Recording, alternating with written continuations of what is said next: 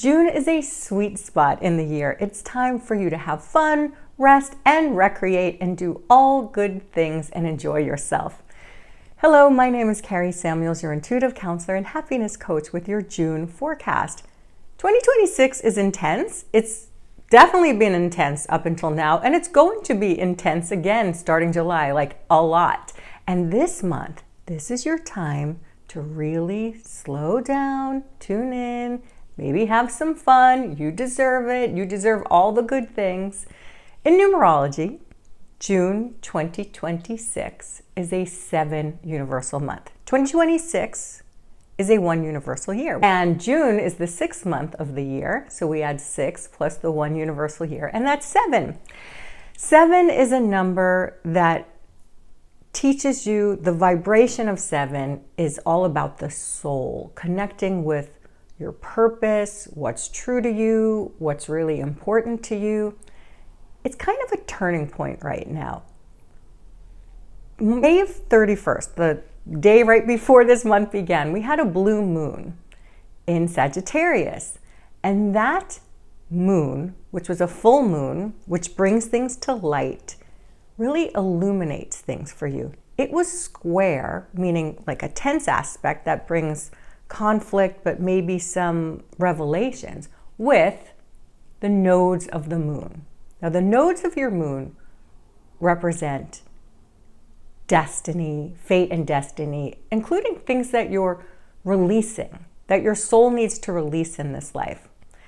And because it was square, there was like a shift in your consciousness. Maybe your arrow, like that Sagittarius arrow, because it was a Sagittarius full moon, was pointing in a different direction. Maybe you thought you were going one way, and then there was something in you that was like, you know what? This doesn't feel right to me. This isn't quite exactly, even if I thought I wanted it, it doesn't feel right anymore. So maybe let's turn the arrow in another direction. So this is the energy that this month is coming from. And now we're in this 7 universal month of soul searching. So before things get like super intense in July, there's this time when you're maybe asking yourself, is what I thought I wanted at the top of the year, or maybe like a month ago or even a week ago, is that really what I want? Is that really what's true to my heart? And there's some energy also that's pulling you inward right now. Mercury actually goes retrograde on the 29th of the month, but we start feeling the retrograde shadow in the middle of the month, which means that like that's the area that Mercury is going to go back to during its retrograde. So you're going over terrain with your mind, which is Mercury, rethinking things, evaluating things, really recognizing things that maybe you didn't before, that are going to illuminate some things for you. Also, Jupiter changes signs on the 29th. We'll talk about the 29th in a minute because that's a big day. Everything's like leading up to that. It's like the whole month is like slow, but you know, you could be busy with social things because we're in Gemini season until the 21st. Could be busy socially or like fun things or even just catching up, but it's not intense, right? So we also have really all the planets except for Pluto moving forward until the 29th. So there's this sense of like things are going forward, things are moving along, but still it's your time to really notice things. It's your time to really catch up with things that you didn't recognize before, or simply your feelings and all the things that you've been wanting to do, because everything's just been fast, fast, fast, fast, fast. And again, July is going to feel like that. And now it's like you may, because there is this space in the sky, you may notice things where you need to change course. And that could be because something feels fun for you and you want to go more in that direction, or something no longer feels fun, or you no longer feel connected to someone or something. And you're really recognizing that. And also because Jupiter is wrapping up its 1-year cycle in Cancer, which is really about your emotional security, and is going to be traveling through that final degree of Cancer until the 29th, right? When we have Jupiter changing signs, it's in those final degrees. You're really bringing your awareness to what really makes you feel secure, what really are your ideals. This is all what Jupiter in Cancer was about. Jupiter represents your ideals and your beliefs, and they're changing. They're going to change. And Cancer really is about the home and your emotional security, not necessarily even material security. They can be connected, but what and who, more importantly, helps you feel secure and emotionally nourished? How do you find yourself feeling at home in your body and in the world? Where is your home in your body and the world? How do you feel safe and at home and at peace with yourself and the world? The world is not peaceful, but how are you feeling at peace in the world? What is that? Who is that? These are some of the questions and enlightening things that are going to be coming up for you this month. And again, it can be a delightful process. We have an especially beautiful, blessed, delightful moment, June 9th. It is like perhaps the luckiest and most beautiful day of the year.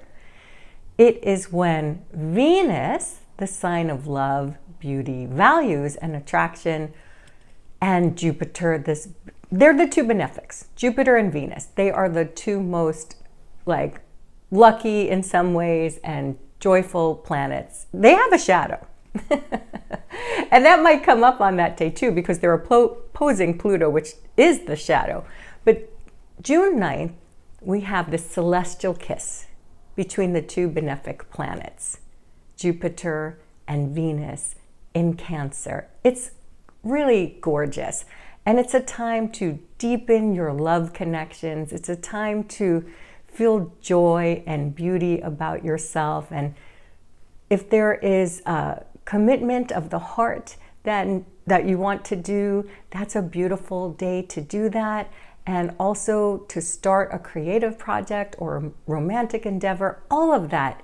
June 9th is a beautiful, beautiful day. Venus goes into Leo shortly after that, and then we have a new moon in Gemini on the 14th.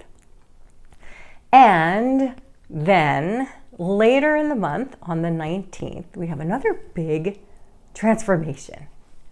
Chiron. You've heard me talk about Chiron before. Chiron is the wounded healer.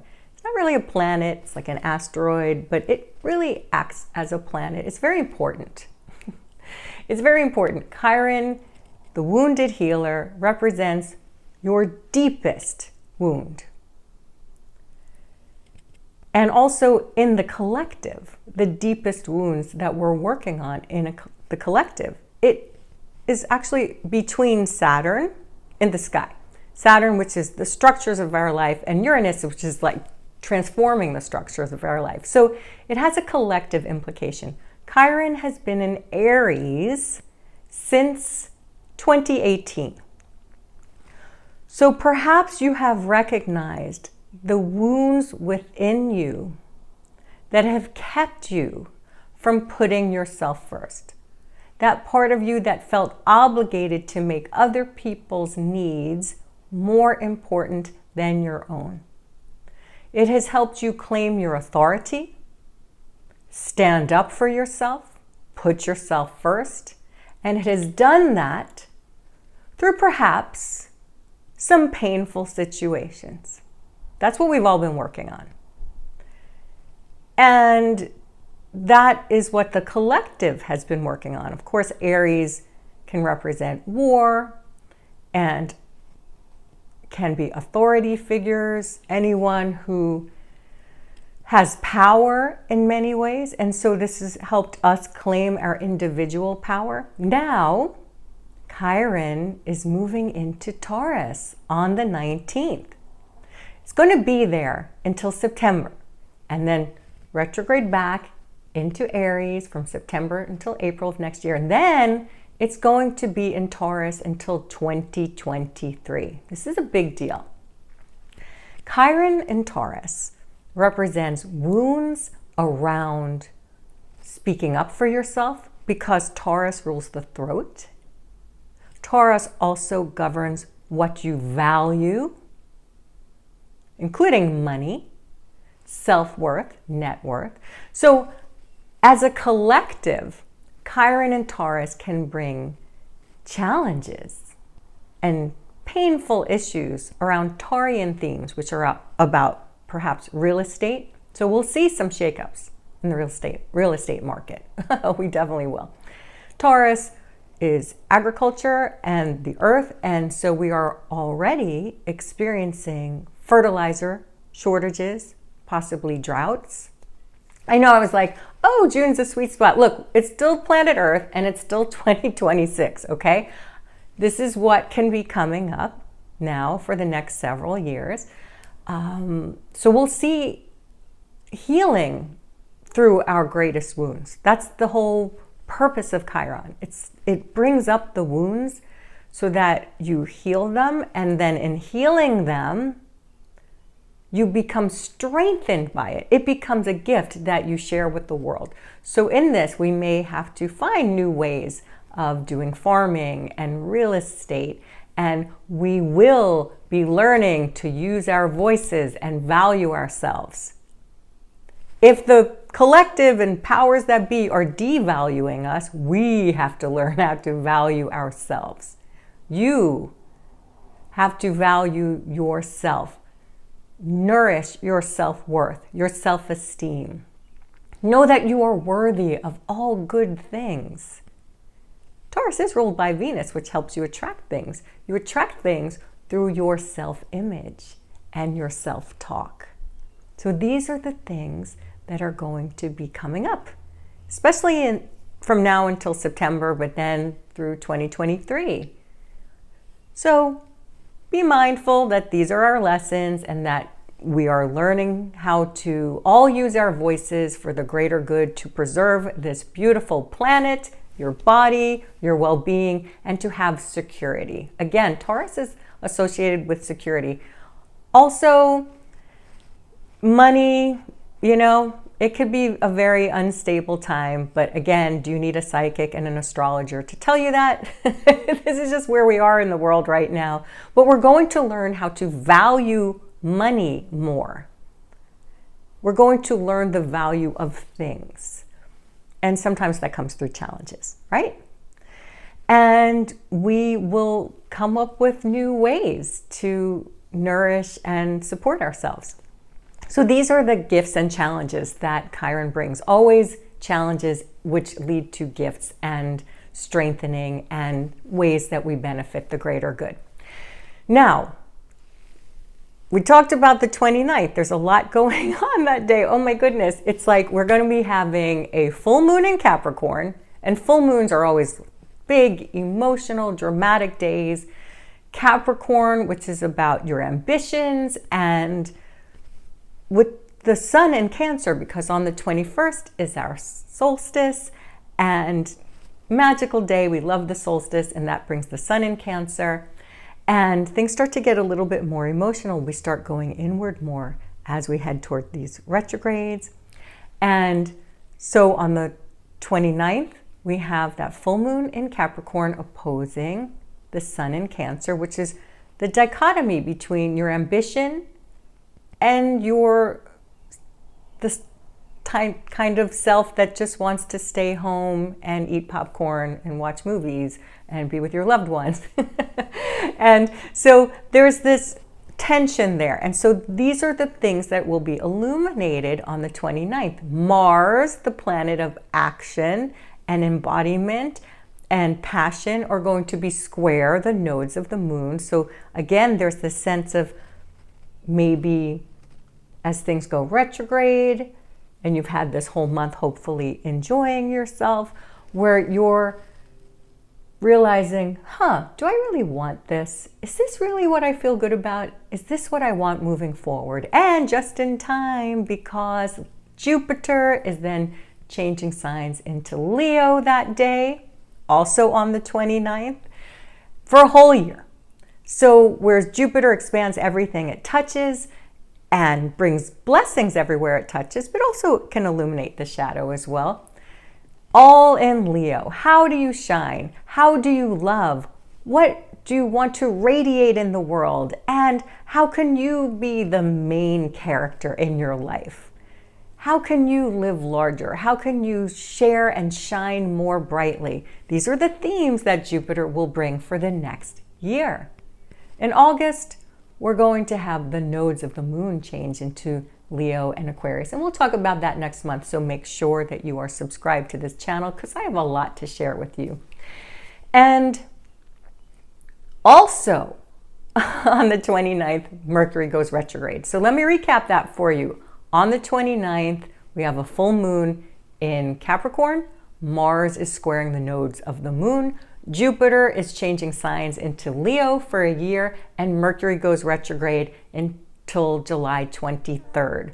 And so then things start to really maybe intensify again. So this is why I said the first part of the month is time for you to really take advantage of this full speed ahead energy.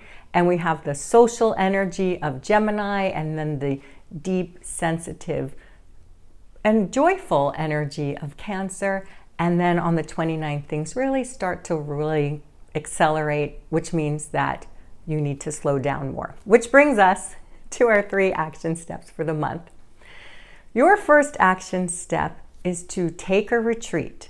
Now, that does not mean that you need to go on a retreat. As a matter of fact, the 7 energy of the 7 universal month may indicate that you need more time alone. We still have the social energy, but that 7 energy is very mental and moving, and the Gemini energy is buzz, buzz, buzz. And so you're going to need to retreat somehow to collect yourself, to really process things. So that can mean a vacation. The best kind of vacation for this month would be if you can get near water, if you can have it not be such a buzzy kind of thing where you're doing too much, but where you're really taking things in and perhaps taking time in nature. But you don't need to go on a vacation to do that. You can take mini staycations every day. For instance, 7 is associated with water and especially the ocean. So are you taking salt baths? Maybe if you haven't done that for a while, maybe it's your time to really retreat into yourself in a salt bath. Just have that time to yourself. Maybe you take 3 days where you're just I'm just going to walk around nature and not do too much social media or not really worry or focus. Don't worry in general, but worry about all the things I have to do. Maybe I just take some space around that and retreat in my own little delightful environment. Hopefully enjoy some time in nature. But whatever that means for you, even if you need to take a retreat from whatever is going around you 10 minutes a day where you just give yourself that salt bath, right? So whatever that means for you, but find a retreat. Which brings us to action step number 2, which is reconnect with yourself. You have a lot of catching up to do. It has been a busy, busy year, and it is going to get really busy in July. Again, make sure you're subscribed because I have a lot to share with you about July. So now is your time to catch up with those feelings. Maybe write in a diary. Maybe go for walks and have a talk with yourself. Don't give yourself an audio book or music. Just have that connection with yourself as you're walking, as you're writing. Process your feelings. Ask yourself, how am I really feeling about this? Do I still feel good about this? Do I feel good about this instead? Do I want to do more of this? Or do I want to connect more with this person or less with this person? Really take that time to reconnect with how you feel, what you're thinking. And this will prepare you for that Mercury retrograde. And the more prepared you are, you will not need to have that trickster energy. You can have a really nice time with it. So really reconnect with what you think, how you feel, what your body's telling you, and what your feelings are showing you. This also brings us to action step number 3, which is to connect with your higher self. Your higher self is the intermediary between your spirit and your soul. And I have a video on this. I'll make sure to link that here in the description below as well. I have a video about who and what your higher self is, but really your higher self knows your higher plan. And you don't need anything like magical. I actually do also have a free meditation for you to connect with your higher self, so you can envision your future based on what your soul wants rather than what you think you want. Because that's part of catching up with yourself. Because you do have a higher plan. And if you're still going with these intentions that you think you want, you're going to go off track, perhaps. Your heart knows the way. You connect with your higher self through your heart and allowing yourself to receive information. Again, I have a meditation that is absolutely free that you can download, and I'll leave that in the description below as well. Or you can simply write in a diary and say, higher self, what do you want to show me about this situation? And then trust that everything that you're writing is your higher guidance. Even if you think you're making it up, allow yourself to make it up, because that's still part of your higher self communicating through you, through your imagination. That's one of the many ways that your guides and guidance can communicate with you. So this is a very soulful month. It can be a fun month. It can be a delightful month. Of course, there can be trickster energy, and of course the world will be doing its thing and people will be peopling, right? But you can really find yourself finding your center and enjoying yourself. Now, I hope that you've enjoyed this video, and if you have, please make sure to like it, subscribe to this channel, and leave a comment below and let us know what you're doing to reconnect with yourself this month. I am wishing you an absolutely joyful June and beyond. I love you so much. Bye for now.